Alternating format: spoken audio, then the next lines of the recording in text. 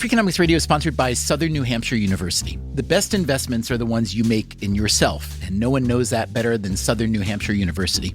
With more than 200 online degree programs, no set class times, and low online tuition, Southern New Hampshire University is built to fit your life today and set you up for success tomorrow.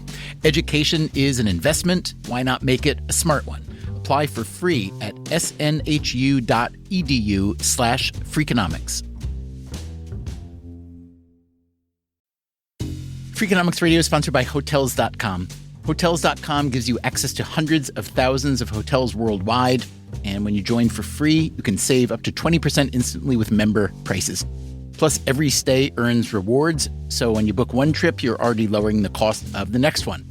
Hotels.com is simple, rewarding, and designed to help you get more out of every stay.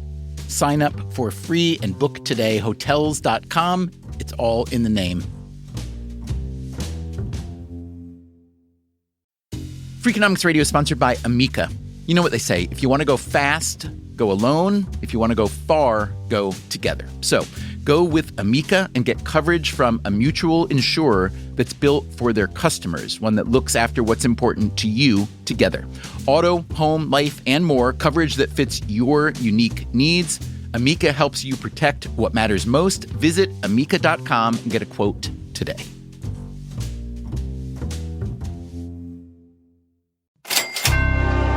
From APM, American Public Media, and WNYC,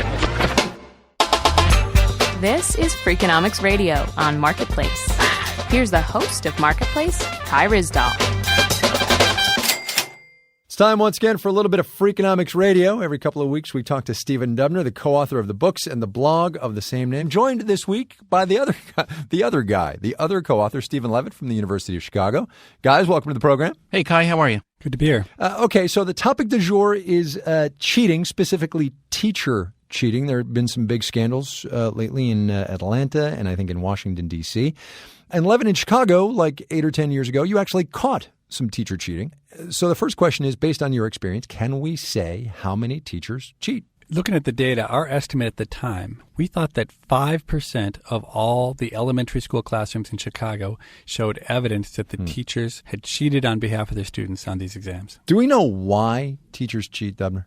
Incentives, right? So these days, we've just seen the No Child Left Behind law be scaled back quite a bit. Yeah, What's happened is states have been given more latitude for how they're going to administer tests. But the fact is if you're a teacher and all of a sudden there's a new incentive in place for you to not do poorly in your class, then teachers all of a sudden have the kind of incentive that students used to have.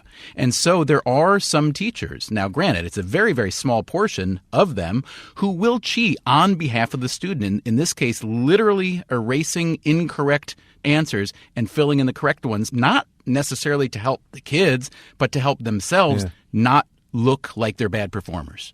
Levitt, getting back to Chicago in 2002 and this scandal that you caught, the then guy running the Chicago school system, Arne Duncan, who's now the U.S. Secretary of Education, fired a whole bunch of teachers. Is that still current policy? I mean, if you cheat, you get fired?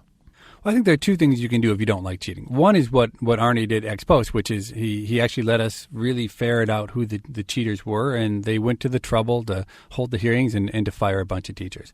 The other option that's available to policymakers if they really don't like cheating is just to make it harder to cheat. People don't cheat much on the LSAT or the SAT because the companies that provide those tests spend a lot of money and they make it hard to cheat.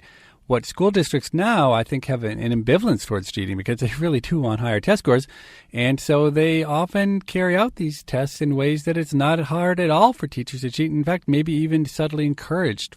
But it's that whole spend a lot of money thing because public schools, as we know, in good parts of this country are out of money. How do you do it in a way that's cost effective? Well, I think you can even do it without spending money. So, for instance, one thing I proposed to Chicago at the time was that instead of having the teachers in a school administer the testing themselves, you would just have the teachers go to a different school that day and have other teachers come in and administer the test. Also, with as much money as the Department of Education spends now, Kai, and as high as unemployment is, it's not hard to imagine that you could enact a scenario where you could offer a part-time job. You know, we hire lots and lots of census takers. We could hire some exam proctors at a much, much lower cost. And if it would help get the schools in the shape shape that we want them to be in, it'd be money well spent. Not to end on a downer, but this is really the classic Sisyphean task, right? I mean, people are always going to cheat, and you're always going to be behind in ingenuity and ways to combat it, right? I don't think so. I think this is one problem. Many problems are difficult. This problem is easy. The real problem here is that the people who would have to make those choices and would have to spend that money, they actually don't want cheating to go away that badly. And so I think it's a failure of incentives, not that we don't know how to fight this. Levitt, you actually tried to start a company offering your catching cheating teacher skills to school districts around the country. How did that go? Nobody was interested. I mean, who wants to buy our product? One person came forward. In East St. Louis, they just reconstituted the entire district. And one of the guys who was on the board said, we'd really like you to come, and we think there might have been cheating. Could you look at the data?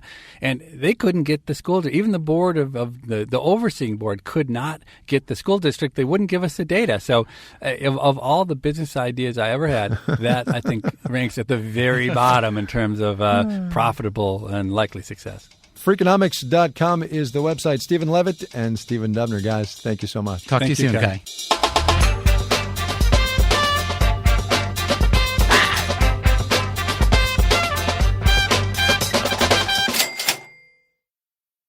This podcast is sponsored by Made In Cookware. Made In partners with multi-generational artisans and some of the world's best chefs to create professional quality cookware, knives, and kitchen tools. Their products are trusted in Michelin-starred restaurants worldwide and designed to perform just as well in your kitchen.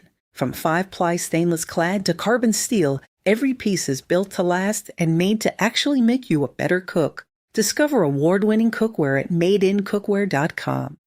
Freakonomics Radio is sponsored by Ozempic. Innovation happens through rethinking what's possible, and when it comes to GLP-1s, Ozempic Pill does just that. Learn more about Ozempic semaglutide tablets, 4 and 9 milligrams, by calling 1-833-OZEMPIC or visit Ozempic.com to view the medication guide and ask your doctor what's possible with FDA-approved Ozempic Pill.